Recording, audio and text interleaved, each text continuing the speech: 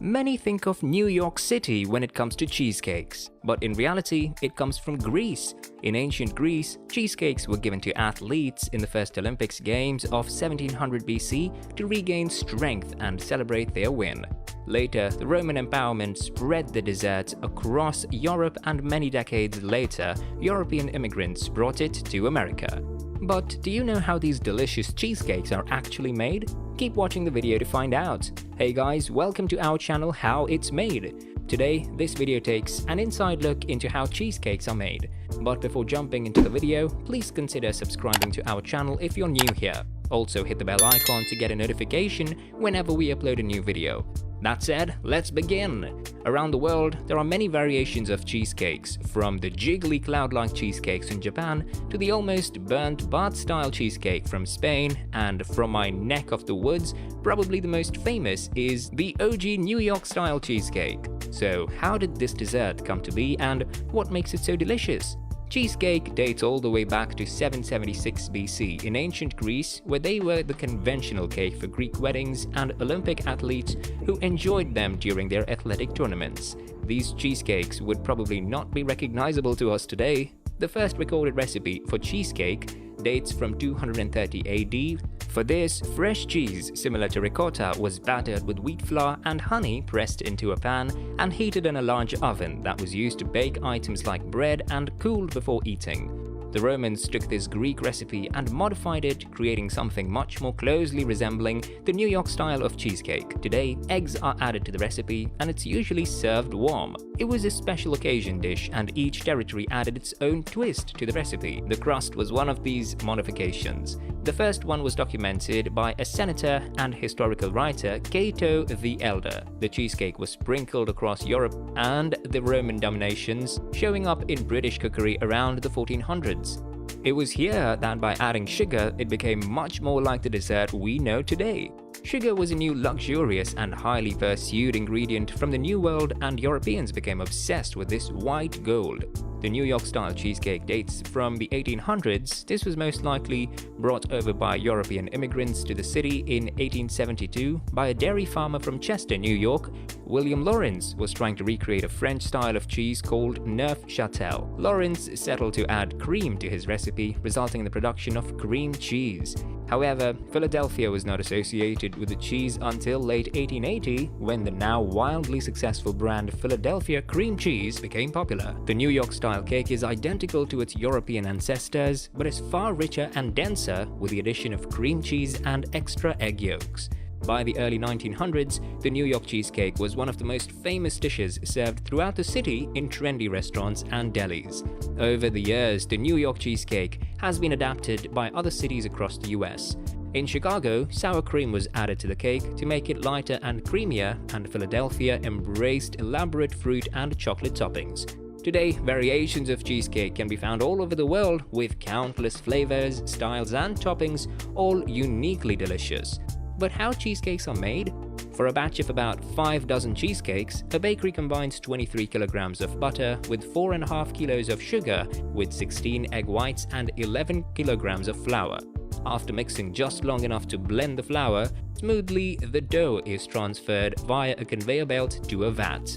Thanks to Newton, gravity pushes the blob of dough out through a slot at the bottom, booting a dough sheet about half a centimeter thick. Next, some dusting of flour is sprayed. It is done because it prevents the dough from sticking not just to the conveyor belt, but also to the rolling and cutting tools. A prickly roller pierces the dough sheet, creating tiny holes that enable trapped air to escape during baking, which prevents the dough from shrinking and ensures a flat, bubble-free crust.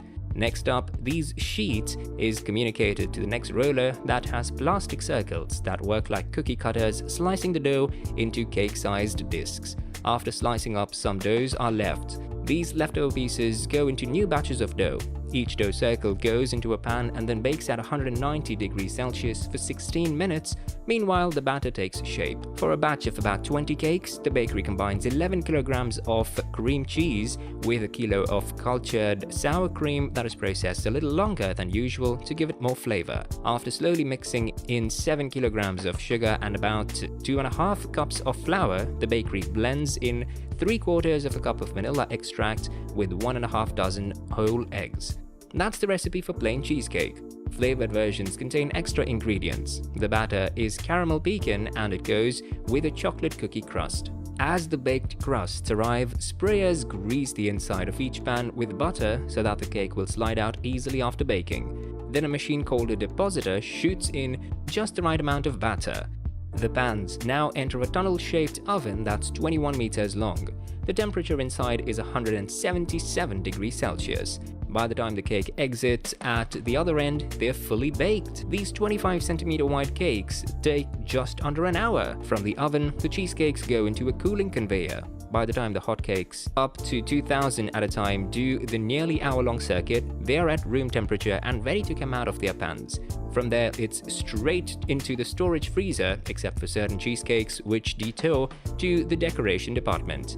There, this Belgian chocolate cheesecake gets a big squirt of chocolate ganache, a decadent mixture of chocolate and cream.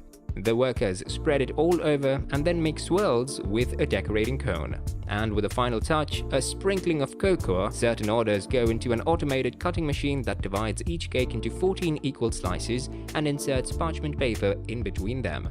Back at the decorating department, workers put shards of chocolate on a mud pie, a combination of chocolate souffle, chocolate cheesecake with pecans, and a coffee mousse topping. Here are some cheesecake facts you didn't know about. 30th July is considered a National Cheesecake Day. They love cheesecake so much in the USA that there's even a National Cheesecake Day on 30th July. The best way to celebrate would of course be to make your own cheesecake, eat some cheesecake, and just generally really enjoy thinking about cheesecake. The biggest cheesecake ever built was of 4,000 kilograms. This record-breaking cheesecake was made in Russia in 2017 and was made to celebrate the 400th anniversary of Stavropol city and was almost a meter tall. Hopefully everyone got a piece. The expensive cheesecake cost $6,000. Cheesecake can be pricey and made for special occasions, but this one really takes the cheesecake.